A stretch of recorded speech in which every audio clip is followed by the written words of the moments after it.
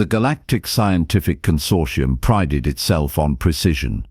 They had mapped 17,000 star systems, catalogued 4 million species, and developed technology so advanced that matter itself seemed like a polite suggestion rather than a physical law. Their expeditions operated with clockwork efficiency, supported by supply chains that could deliver freeze-dried nutrition packets across 3 parsecs in under a week. They had contingency plans for contingency plans, backup systems for the backup systems, and enough redundancy built into their operations that failure was considered a statistical impossibility rather than an actual concern, which made the current situation on Kelros 9 all the more embarrassing. The planet had seemed routine enough. Class M atmosphere, minimal predators, geological formations worth studying for approximately 6 standard months. The science team of 12 had set up their base camp with the casual confidence of people who had done this exactly 247 times before. Supply depot established with military precision, weather satellites deployed in perfect orbital synchronization, energy barriers activated and tested 3 times. Nothing could possibly go wrong, which in the grand tradition of famous last words throughout the universe meant everything was about to go catastrophically sideways in ways that would make excellent cautionary tales for future expeditions. The storm hit on day 4.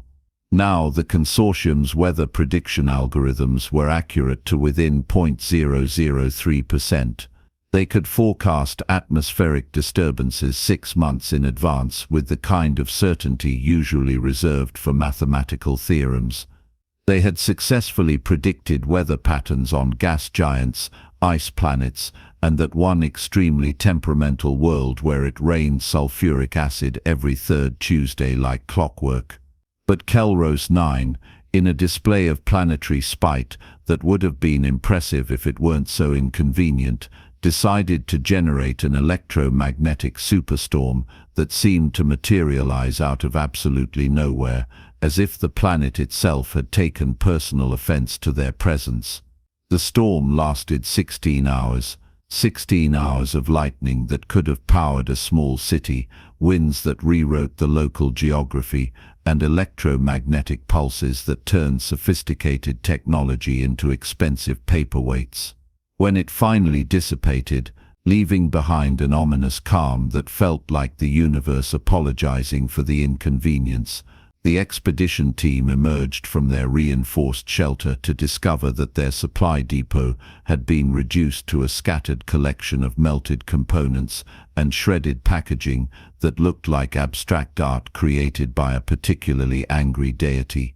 The energy barriers had failed spectacularly. The communication array looked like it had been through a blender and then stomped on for good measure. The food synthesizers, those miraculous devices that could transform basic molecules into nutritionally balanced meals, were so much expensive debris that would have made excellent material for a documentary about the fragility of advanced technology. And their emergency supplies, which should have been stored in a magnetically sealed container capable of withstanding a direct nuclear blast, had somehow been flung approximately 3 kilometers into a ravine that looked remarkably uninviting. Standing in the wreckage, expedition leader Vexnali of the Threne Commonwealth did what any sensible commander would do in such circumstances. He activated his emergency beacon, ran through a mental checklist of increasingly unhelpful options, and tried very hard not to panic in front of his crew. Leadership, after all, was about maintaining calm in the face of disaster, even when that disaster involved the complete destruction of everything that kept you alive. The problem, as junior xenobiologist Krell helpfully pointed out while examining a piece of twisted metal that used to be a protein synthesizer, was that the nearest rescue vessel was currently 8 days away. The storm had damaged their own ship's propulsion systems beyond anything their onboard repair capabilities could handle. And their food supplies, all of them, Every single nutritionally balanced meal packet designed to sustain their varied physiologies were either destroyed, scattered to the winds, or sitting at the bottom of a ravine that nobody was volunteering to climb down into. 8 days without food. For a crew that included species with metabolic rates requiring constant nutrition, the Threen could survive perhaps 5 days before their systems started shutting down. The insectoid Chitrix may be 6 if they entered a low-energy state. The crystalline Veldrani would simply go dormant, which was convenient for them but unhelpful for morale and even less helpful for the actual work that needed to be done. This was when Marcus Webb, the human engineer who had been assigned to the expedition as part of some interspecies cooperation program that had seemed like a good idea at the time, spoke up from where he had been examining the wreckage with an expression that could only be described as thoughtfully amused, like someone who had seen this movie before and knew how it ended. "We could just eat," he said simply, as if he had just solved a complex mathematical equation. The resulting silence was the kind that occurs when someone has said something so profoundly obvious, yet completely incomprehensible, that nobody quite knows how to respond. It was the silence of minds trying to process information that simply did not compute. Vexnali's translator took an extra moment to process, as if checking whether it had malfunctioned or perhaps caught some kind of linguistic virus. "Yes," the commander said slowly, his 4 eyes blinking in sequence like mismatched traffic lights. "That is precisely the problem. We cannot eat. We have no food." Marcus gestured vaguely at the landscape surrounding them, a sweeping motion that encompassed the entirety of their situation. Kelros 9 was remarkably Earth-like, covered in vegetation that ranged from familiar-looking trees to strange fern-like structures that swayed without wind. Small animals were visible in the distance, hopping and scurrying about their business. There was what appeared to be a stream about 200 meters from their camp, babbling along without a care for the crisis unfolding nearby. "We're literally surrounded by food."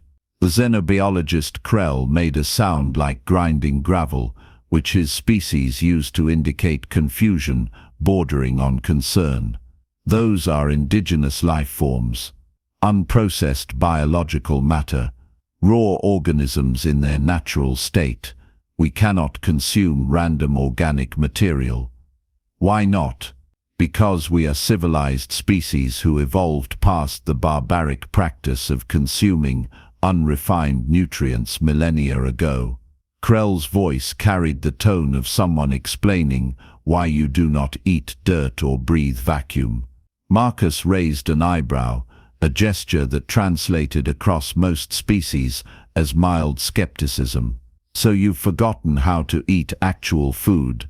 We consume perfectly adequate nutrition delivered through scientifically formulated meal preparations designed to meet our precise metabolic requirements." "Right. And those are currently decorating the inside of a ravine." Marcus looked around at the assembled crew, noting their varying expressions of confusion, horror, and in the case of the Veldrani representative, complete indifference, as they had already begun their dormancy cycle, apparently deciding this was a problem for the conscious beings to handle. "Look, I'm not suggesting we go full hunter-gatherer here, but there are plants and animals on this planet that are biologically compatible with most of your species. Krell, your datapad survived, right?" The xenobiologist checked his equipment with the careful attention of someone handling their last lifeline. "Functional, though the storm caused some data corruption in the tertiary memory banks." "Great. So we scan the local flora and fauna, cross-reference with your biological databases, find what's edible for each of your species, and we eat it. Problem solved." The problem, as Vexnali attempted to explain with the patience of someone addressing a particularly slow child who had somehow missed several years of education, was that none of them had any idea how to process unrefined organic matter for consumption. Their species had evolved beyond such necessities. They had technology, they had science, they had food that came in neat standardized packages with nutritional information printed right on the label. They had, until approximately 3 hours ago, working food synthesizers that did all the complicated chemistry for them. Marcus grinned in a way that made several crew members instinctively step backward, recognizing that expression as the precursor to humans doing something alarming. Then I guess it's lucky you brought a human. The thing about humans, which the rest of the galaxy found either fascinating or deeply disturbing depending on their perspective and their tolerance for controlled chaos, was that they had somehow achieved interstellar travel while still maintaining the most absurdly primitive survival instincts. They still cooked their food with fire, open flames, actual combustion reactions, like they were living in some pre-industrial nightmare that most species had left behind when they discovered metallurgy. Most species had abandoned combustion-based food preparation roughly around the same time they discovered the wheel, viewing both as quaint historical footnotes rather than ongoing practices.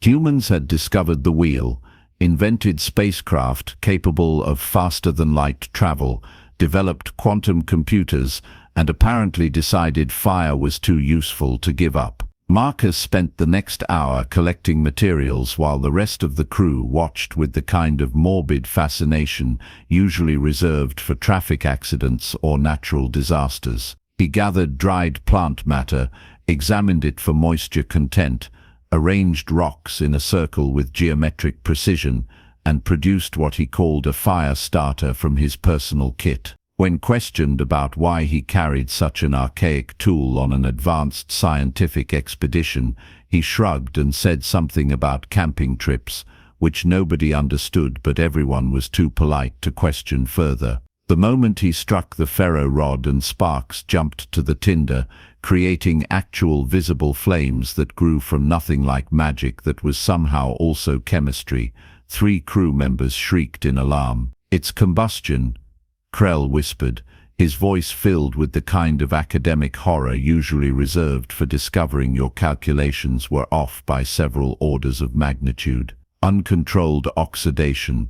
He has created a rapid exothermic chemical reaction capable of self-sustaining propagation through continuous molecular decomposition of carbonaceous material. It's called a fire," Marcus said, gently blowing on the growing flames with the care of someone nurturing a delicate experiment. "It's not going to hurt you. It is literally a self-sustaining chain reaction of molecular decomposition, producing temperatures exceeding 600 degrees. It's also warm and really good for cooking. Trust me on this one." By now the flames had grown to a respectable campfire, crackling cheerfully in the middle of their devastated camp, like the universe's most optimistic response to disaster. The crew stood in a rough semicircle, maintaining what they clearly considered a safe distance, staring at the fire with expressions ranging from existential terror to childlike wonder. The dancing flames seemed almost alive, which several crew members pointed out was technically accurate from a thermodynamic perspective, even if not from a biological one. The Chitrix delegate, whose name was a series of clicks that translated roughly to harmonious perception of mathematical beauty, but who went by harmony for convenience and the sake of everyone's pronunciation abilities, tilted her head at an angle that would have broken a human neck. "Your species still uses open flame for food preparation. In your current technological era, some of us prefer it," Marcus said, adding larger pieces of wood to the fire with practiced ease. "Adds flavor, changes the chemical structure in interesting ways. Flavor is a subjective sensory interpretation that can be precisely calibrated and added through scientific precision in synthesizer programming. Yeah, and it tastes like cardboard, nutritious cardboard, but still cardboard." While this philosophical discussion about the nature of taste and civilization continued, Marcus sent Krell and 2 other crew members to gather specific plants he had identified as edible based on the biological scans. He pointed out which ones to avoid, explaining the subtle differences between species that looked nearly identical but had vastly different chemical compositions. For protein, he fashioned a rudimentary snare from wire salvaged from the destroyed equipment, creating a simple trap with the kind of efficiency that suggested this was not his first improvised survival situation. Within 2 hours, he had caught something that looked vaguely like a cross between a rabbit and a small dinosaur, complete with scales and fur in equal measure. The reaction to the dead animal was immediate, visceral, and dramatic. "You killed it," Harmony said, stating the blindingly obvious with the kind of emphasis usually reserved for announcing war crimes or planetary violations. "Yes," Marcus agreed, already working on field dressing the creature with a utility knife, his movements efficient and practiced. "That's generally how you get meat. The alternative involves waiting for it to die of natural causes, which doesn't really fit our timeline. We do not consume deceased organisms in their raw natural state." "What exactly do you think was in your nutrition packets? Where did that protein come from?" Harmony opened her mouth, closed it, opened it again, and made a clicking sound that indicated she was experiencing the kind of cognitive dissonance that comes from having comfortable assumptions challenged. "That was different. That was processed, sanitized, transformed into a state where its biological origins were abstracted away. This will be processed too, by cooking." Marcus held up the prepared meat, which looked considerably less adorable than it had when alive. "Look, I get that this seems primitive to you, barbaric even, but your options are this. Or you go 8 days without eating and probably die. Your choice, but I'd recommend the first option." The smell hit them first. As the meat cooked over the fire, sizzling and popping, fat dripping onto the coals and creating brief flares of flame, releasing aromatic compounds into the air that had no business smelling that good, the crew's resistance began to crack like ice in spring. It smelled, several of them admitted with great reluctance, surprisingly appealing. Their evolutionary biology, despite millennia of technological advancement and cultural sophistication, still recognized the scent of cooking protein as something fundamentally desirable. 10,000 years of civilization could not override millions of years of evolution. Marcus prepared the vegetables he had gathered, wrapping them in large leaves and placing them near the coals where they would steam gently. He made something he called kebabs, using sharpened sticks, alternating chunks of meat with the vegetable matter in patterns that were somehow both primitive and artistic.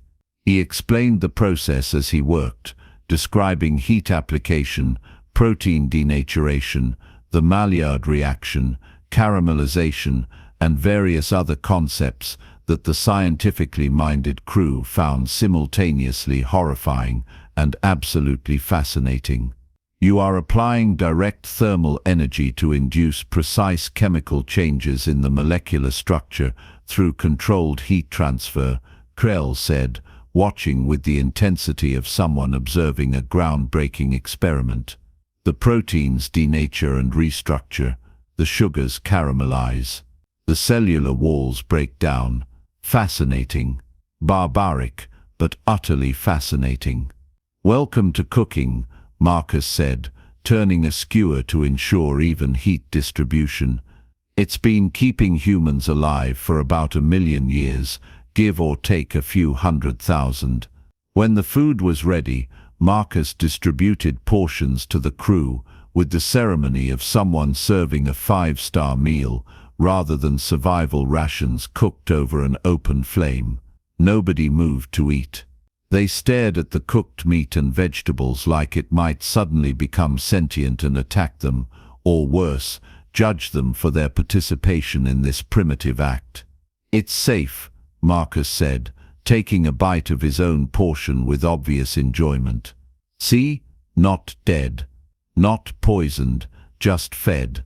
Vexnali, demonstrating the kind of courage that had earned him his command position and several decorations for valor, took the first tentative bite. His 4 eyes widened simultaneously, which was biologically impressive. "This is extraordinary. It's just grilled meat and vegetables, nothing fancy." "No, you do not understand." Vexnali took another bite, chewing slowly, savoring the experience like someone discovering color for the first time. "I have consumed nutritionally optimized protein supplements for 70 standard years. This has texture, multiple textures. Variations in flavor, across different sections, complexity that changes as you consume it. There are layers." He looked down at the food, like he had been handed the secrets of the universe written in flavor. Why did we ever stop doing this? The floodgates opened, the crew descended on the food with the enthusiasm of people who had just discovered they had been eating cardboard their entire lives, and nobody had bothered to tell them. There were exclamations of surprise in multiple languages and sound frequencies, demands for seconds before some had finished their firsts. A brief but intense argument about whether the slightly charred edges were a mistake or an intentional flavor enhancement, with Marcus explaining that some humans specifically sought out the char. Marcus watched them eat, with barely concealed amusement, the satisfaction of someone who had just taught fish about water. "Just wait until tomorrow. I'm thinking stew. Maybe some attempt at bread if I can find the right materials."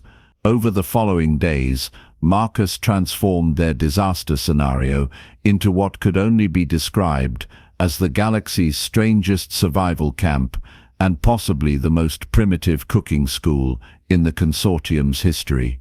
He established a rotation for fire maintenance, explaining the importance of never letting it die completely because restarting it consumed resources and time they could not spare. He taught basic food preparation techniques, showing them how to identify edible plants through careful observation and testing, how to check for toxins using small taste tests on the tongue, how to preserve meat by smoking it over the fire for hours until it would last days without refrigeration. The crew adapted with varying degrees of success and enthusiasm. Vexnali proved surprisingly adept at fire management, discovering a meditative quality to watching flames dance and shift, the rhythm of adding fuel, the satisfaction of maintaining something so fundamentally alive.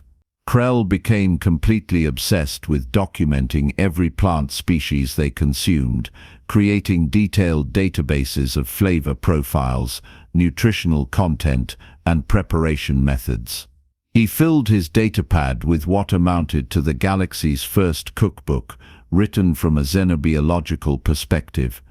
Harmony, once she got over her initial horror at the whole process, turned out to have exceptional skill at catching small game. Her quick reflexes and multiple limbs provided distinct advantages in setting traps and pursuing the faster creatures. She approached hunting with the same mathematical precision she applied to her scientific work, calculating trajectories and probabilities like she was solving equations. Marcus built a more permanent cooking setup, creating a raised platform for the fire that allowed better heat control and a spit for rotating larger pieces of meat, ensuring even cooking. He showed them how to make basic tools from rocks and salvaged materials, fashioning knives, scrapers and cooking implements that would have made their ancestors proud.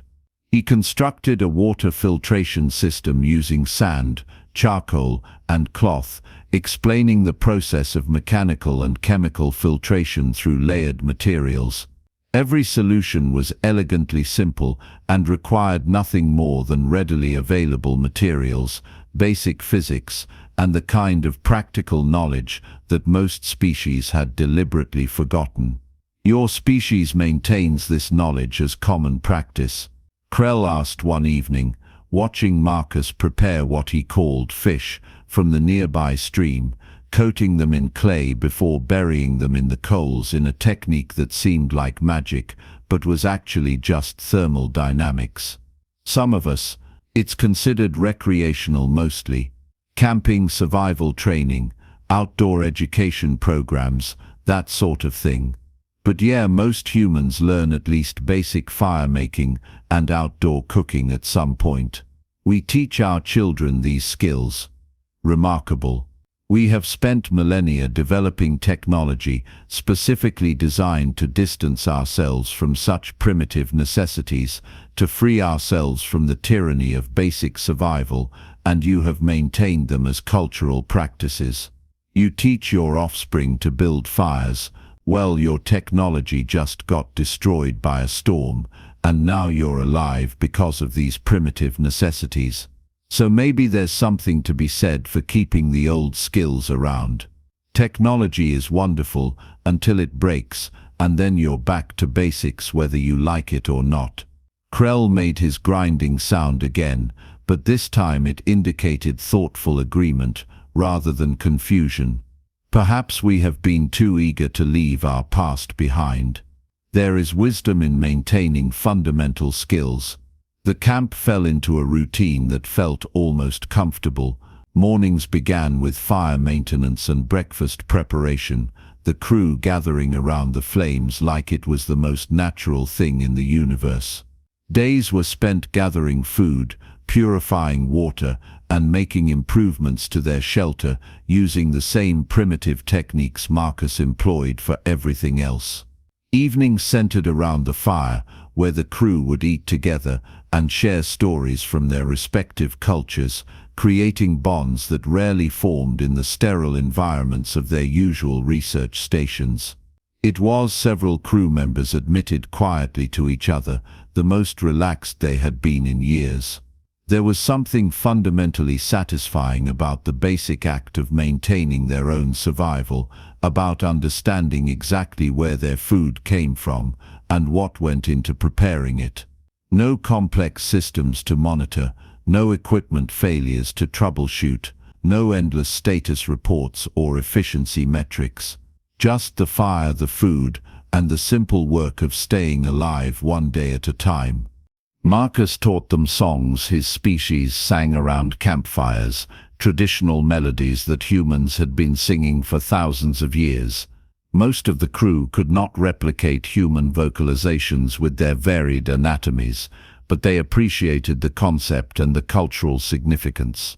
Harmony contributed clicking rhythms that complemented the crackling of the fire in ways that were surprisingly musical. Vexnali shared Threne poetry, which when translated was mostly about the beauty of efficient bureaucracy and proper resource allocation, but somehow felt appropriate in the moment. On the sixth day, Marcus prepared what he called a feast to celebrate their survival and to mark their approaching rescue. He had been saving portions of meat, smoking them carefully over the course of days. He had discovered tubers that roasted beautifully in the coals, their starches converting to sugars. There were grilled vegetables seasoned with herbs he had found, something approximating bread made from ground seeds and water cooked on hot stones, and even a primitive dessert involving fruit and honey from insect analogues that Krell had nervously approved as non-toxic. The crew ate until they could not move, lounging around the fire with the contentment of people who had forgotten what real food tasted like and had just been reminded. The stars came out above them, the same stars that connected all their worlds, and for a moment the differences between species seemed less important than the shared experience of survival. "I am going to miss this," Vexnali admitted, staring into the flames with all four eyes reflecting the firelight. "When rescue arrives, and we return to our sanitized environments, and our nutrition packets, and our proper civilization, you could keep cooking," Marcus suggested, though his tone indicated he knew the answer. "On a starship, with open flame, the safety systems would have alerts before I could strike a match. If matches were even permitted, which they are not." Fair point. Fire safety regulations probably frown on that pretty heavily. Besides, this only works because you know how. You have the knowledge and the skills and the confidence. The rest of us would likely poison ourselves or burn down the ship or both simultaneously. Marcus grinned at the image. Then I guess you should have been paying closer attention to the lessons, though honestly, you all did pretty well for people who'd never cooked before. We had an excellent teacher and strong motivation. Fear of death is quite the educational catalyst.